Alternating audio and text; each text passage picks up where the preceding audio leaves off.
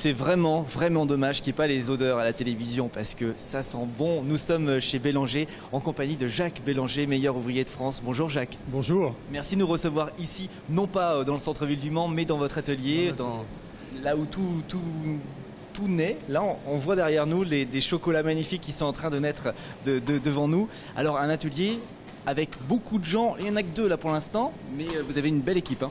Oui, nous sommes à peu près 14 ici, 28 au total dans l'entreprise. Là, on est samedi après-midi et Julien prépare un concours pour le Syrah de Lyon en janvier. Donc c'est une pièce avec dégustation et donc là, il travaille d'arrache-pied déjà depuis un mois ou 2 à concevoir son thème. C'est sur la nature au travers du chocolat. C'est quelque chose qui va pouvoir recommencer plusieurs fois jusqu'à atteindre la perfection presque. La perfection et puis la créativité au travers du thème, que ce soit bien représenté, artistique, mais aussi il y a les parties gustatives, c'est-à-dire les bonbons au chocolat, il y a un gâteau.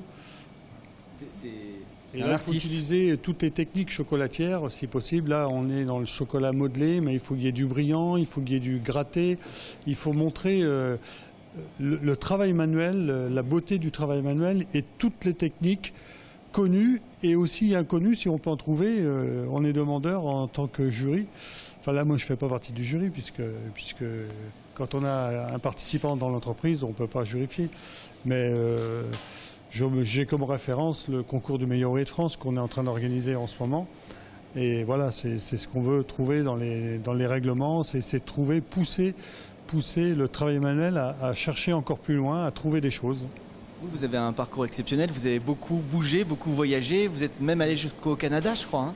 Canada, Japon, Singapour, c'est l'avantage de ce métier, c'est un petit message pour les jeunes, c'est que j'ai jamais eu une journée de chômage et je peux trouver du travail dans le monde entier. Et vous êtes revenu en Sarthe, parce que vous êtes de la région. Ah, j'ai choisi une deuxième fois la France avant de revenir en Sarthe, parce que c'est bien, ça fait du bien de se sentir immigré une fois dans sa vie. Au Canada, même si c'est un pays francophone où les Canadiens sont heureux de voir un Français et quand les jeunes Canadiens, dès qu'ils ont un premier sou en poche, leur but c'est de venir en France. Donc, mais on est quand même dans un pays où quand on est dans un groupe de gens, on se rend compte qu'on ne fait pas partie de ce pays.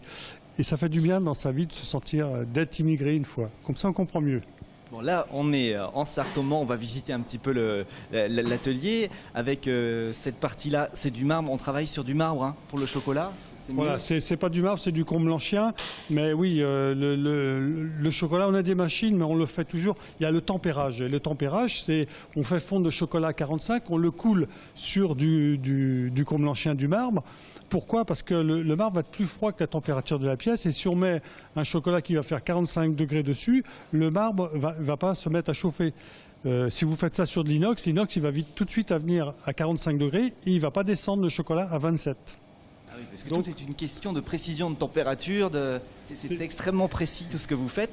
Alors ici, on continue des machines. C'est plus là, Julien il fait du chocolat, mais ici c'est plus le poste pâtisserie. On fait les macarons, les gâteaux avec le poste cuisson des fours ici.